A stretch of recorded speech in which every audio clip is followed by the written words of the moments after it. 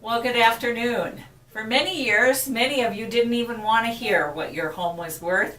We had some hard times here in the high desert. But now everybody's excited about the rising prices in our market. And when I'm out and about, the number one question I'm asked is, how much is my home worth?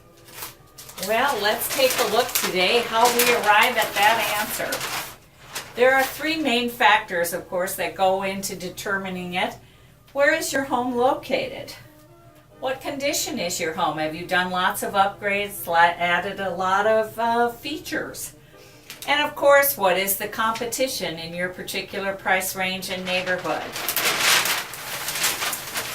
Now, the part that a lot of people don't realize in real estate is there's going to be three opinions on how much your home is worth.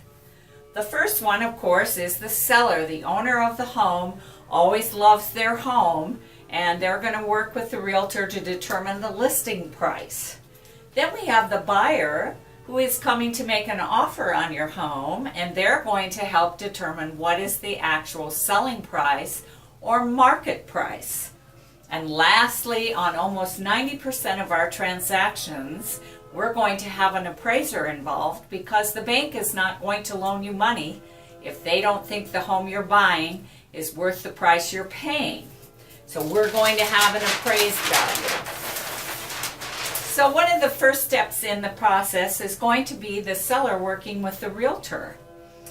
And the realtor, believe it or not, has got to learn to anticipate what the market will determine. They need to negotiate and be ready to work with sellers and buyers. And of course, they're going to coordinate all of these negotiations and determinations. So we're going to have the seller, the buyer, and the appraiser all working with the realtor to determine what is the final selling price. The first step, of course, many of you have heard about this. When a realtor comes to see your home, they're going to offer you a comparative or competitive market analysis, a CMA. They're going to bring you sales in the neighborhood of similar type homes. They're going to show you an analysis of the demand. In other words, how many buyers are looking for your type of home. They're also going to show you the analysis of supply. This is actually the competition. How many homes do you have to beat out of the way to secure that buyer for yourself? And that is going to be the price you're going to offer in the MLS or the listed price, the offer price. Now, what we're going to talk about here is how sellers think the listing price should be determined. Sellers, of course, had a purchase price, and up here again in the high desert, we had very high prices that dropped dramatically. So a lot of sellers keep going back to what they paid for the house originally. And then they want to add on top of that all the improvements, the kitchen remodel, the spa, the pool, all of these things. And they think that should be the listing price. Well, as you can see, I've put a big slash mark through that. We need to use the competitive market analysis because that's what the appraiser is going to use. Okay. So how does an appraiser appraise your home? Well, they're going to look at your home, they're going to compare it against three other sold homes, and they're going to do minuses if your home is older, if perhaps your home is a little smaller, and they're going to add pluses for your home if you have extra features, a bonus room, a 3-car garage instead of a 2-car. There are many, many factors. They're going to look if you've offered concessions like paying for buyer's closing costs. They're going to use the size, of course, the square footage of your home. What is the lot size in comparison to the other sales? They're going to look at the location. Are you on a busy street? Perhaps some of those other comparable sales were on quiet cul-de-sacs. They're going to look at the quality of the construction.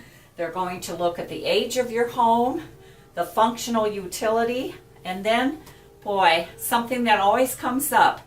Right now, it is very popular, especially in this heat, to add a wonderful pool and waterfall and spa. The outdoor kitchens are so popular.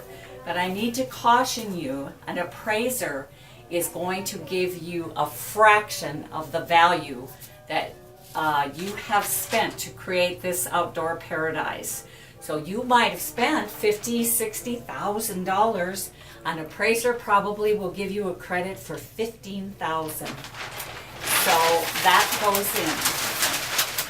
So how do you determine the list price? Well, when you and your realtor have realistically gone over the figures and compared them, of course, our sellers almost always want to try the market.